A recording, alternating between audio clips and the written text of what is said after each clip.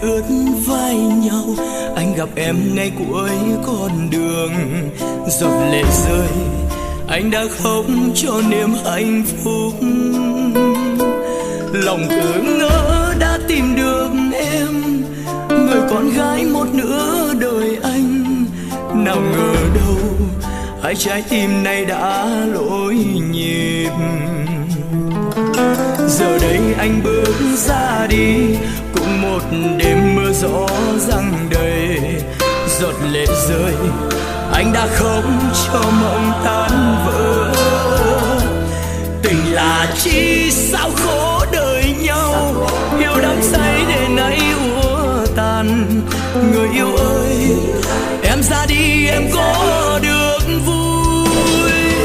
Mưa và nước mắt anh rơi vào đêm, ông trời cũng khóc thương cho tim anh. Ngăn dòng nước mắt đó cớ sao lệ vẫn tuôn trào. Dẫu biết khi nào chẳng cần anh nữa, có lẽ như vậy người sẽ tốt hơn.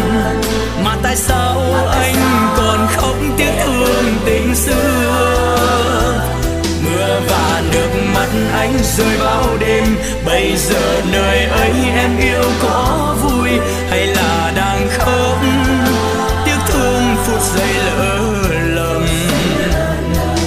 Nếu như khi nào người cần anh nữa, hãy nhớ một người vẫn còn đứng đây.